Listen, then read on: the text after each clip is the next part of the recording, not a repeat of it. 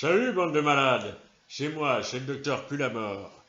Alors, vous avez vu ce bordel? Hein? Même la science est en crise. Je vous explique. L'OMS, vous savez, l'organisation de merde, là, qui décide de tout pour notre santé. Et avec l'autre cravateux, là, je sais plus son nom, là, et son costard bien taillé, là, et puis sa tronche à faire peur. Bah oui, il a l'air méchant, là, c'est terrible. Eh ben, l'OMS, ils sont plus très copains avec Donald Trump, hein. En même temps, Donald Trump, il pue du cul, tout le monde le sait. Mais là, Donald Trump, il a dit, l'OMS terminé.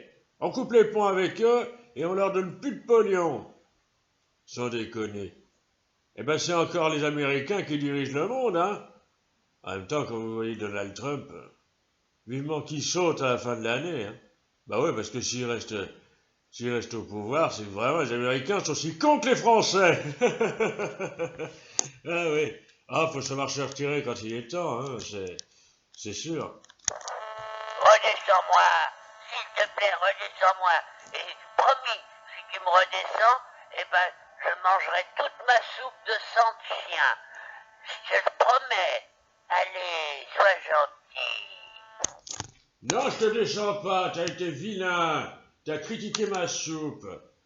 Oui, c'est Claude Charclot, mon demi-frère, il est toujours séquestré chez moi. Oui, parce que moi je suis mis à pied jusqu'à nouvel ordre à l'hôpital.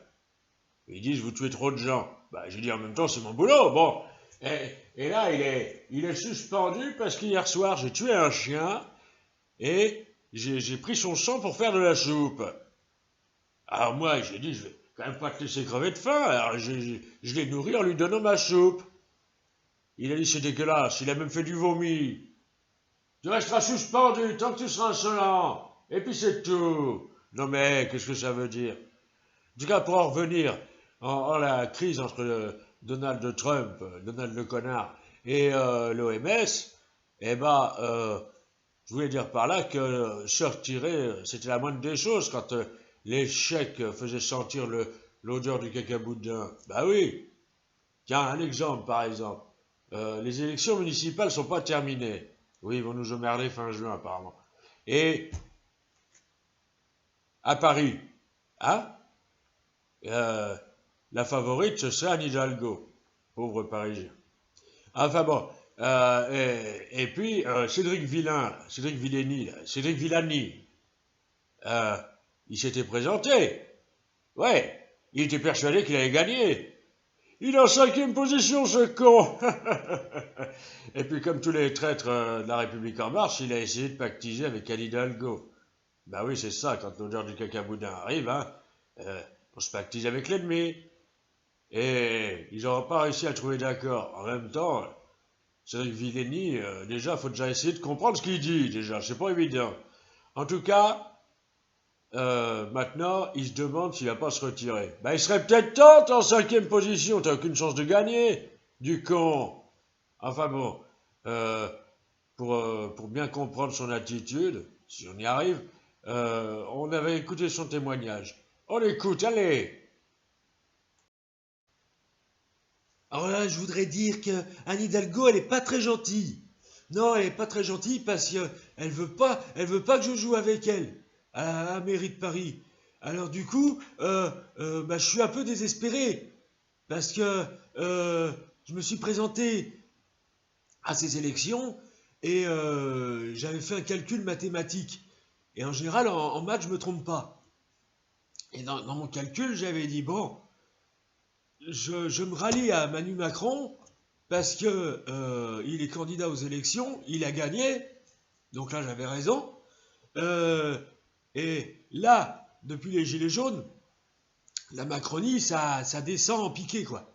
Et je me suis dit, bon, bah maintenant c'est le moment de le trahir et de nourrir mes propres ambitions. Donc j'ai dit, il faut que je commence comme par exemple Jacques Chirac. D'ailleurs, j'adorais sa marionnette. Elle était plus compétente que lui. Et donc, j'ai dit, je vais être candidat à la mairie de Paris. Et, euh, et j'ai dit, je gagnerai, je deviendrai maire de Paris. Et ensuite, dans une vingtaine d'années, je serai président de la République. Et là, patatras, je me retrouve en 5e position. Donc j'ai dit, quitte à être opportuniste, autant l'être jusqu'au bout. Donc j'ai dit, qui a des chances de gagner? Je regarde, Anne Hidalgo. Alors qu'est-ce que je fais? Je l'appelle et je lui dis, Anne, est-ce qu'on peut être tous les deux maires de Paris? Et elle a dit, va te faire foutre. Et elle a raccroché. Ça, c'est pas sympa. C'est pas si facile que ça, l'opportunisme. Hein. Parce que moi, mon envie, en juin, c'est d'être un bon maire pour Paris parce que je suis candidat du maire de Paris.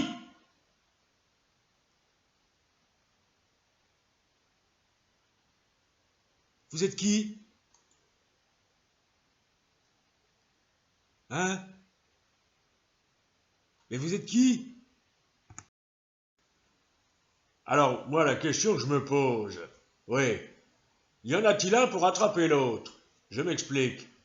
Vous avez d'un côté Donald Trump qui est un crétin, un tocard, un débile. En plus, il est rouquin et il pue du cul.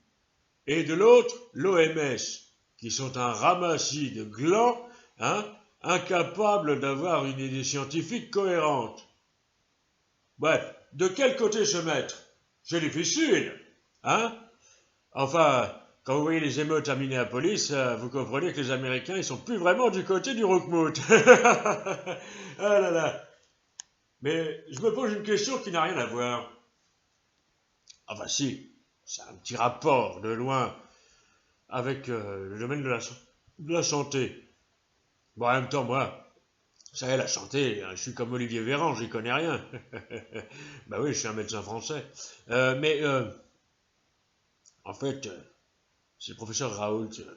Parce que tout le monde dit que le professeur Raoult ressemble à Patrick Sébastien. Bon, je veux bien, mais il est quand même moins marrant. Mais moi, j'ai regardé son visage de près, il me fait penser à quelqu'un d'autre. Vous n'avez pas remarqué? Le visage un peu renfrogné, comme ça, l'air sérieux. Le côté rebelle. Bah, Renaud Séchiant, le chanteur, oui. Il y a quand même un air de ressemblance. Vous ne trouvez pas? Hein, franchement.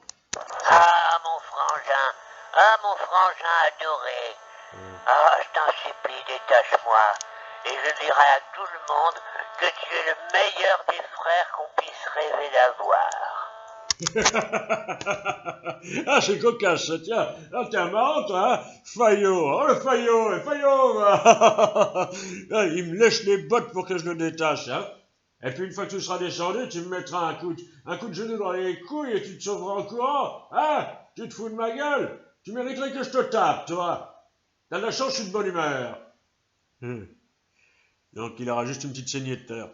Enfin, bref. Donc, oui, la ressemblance entre Renaud et le professeur Raoult, vous ne trouvez pas, vous?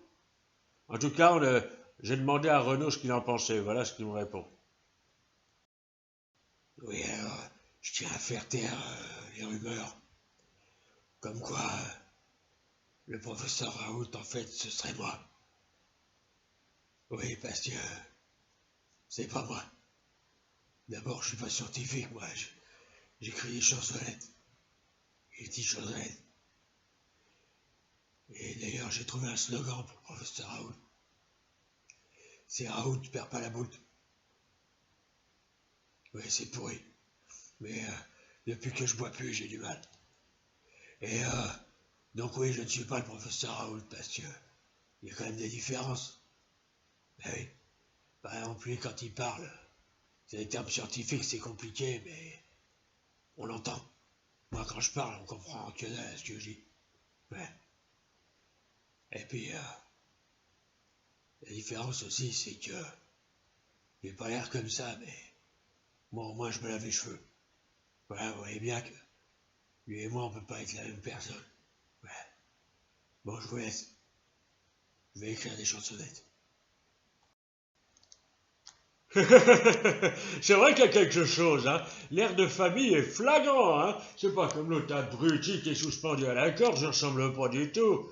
Par contre, il ressemble à ma mère, hein. En même temps, c'est l'aîné, donc c'est le plus vieux, donc il ressemble à une vieille peau, c'est normal. Bon, maintenant, t'arrêtes tes conneries. Tu me descends de là, j'en peux plus. Je veux descendre. Je veux descendre. Je veux descendre. Je veux descendre. Ah! Non mais tu vas te calmer, oui. Tiens! Il est assommé. Et comme ça, il va fermer sa gueule. Merde alors. Bon, on va terminer cette vidéo par le professeur Raoult. Oui, Didier Raoult. Je veux savoir s'il a un avis sur sa ressemblance avec Patrick Sébastien et avec Renaud Séchiant. Alors, on va l'écouter tout de suite. Allez, quant à moi, je vous dis au revoir, bande de malades. Non mais là, sérieusement, ça devient strictement n'importe quoi. Hein. Samedi, je ressemblais à Patrick Sébastien, aujourd'hui, je ressemble à Renaud Séchant. Bon, il faut que je fasse une petite mise au point. Je suis un scientifique. D'accord? Je fais des recherches sur des épidémies. D'accord? Je n'écris pas de chansons, je n'anime pas d'émissions de télévision. Je suis un scientifique. Ceux qui font la confusion sont beaucoup trop crétins pour comprendre. Bon, voilà la mise au point que je voulais faire. Et je persiste à dire, vive l'hydroxychloroquine. Vous comprenez? Moi le matin, je me douche à l'hydroxychloroquine. Bon, je me lave pas les cheveux. Mais le midi, je mange de l'hydroxychloroquine. Le matin, c'est pas du café que je bois. Je bois une boisson à base d'hydroxychloroquine. Et le soir, je mange de l'hydroxychloroquine. Et la nuit, je fais l'amour avec de l'hydroxychloroquine. Voilà ce que je voulais dire. Et puis, pour tous ceux qui critiquent mes méthodes, je leur fais ça. Voilà ce que je voulais dire. Maintenant, qu'on arrête de me comparer à des saltimbanques. Ça suffit. La science n'est pas un spectacle. La science, c'est du sérieux. Enfin, selon moi, parce que l'OMS, ils font plus figure de bouffons.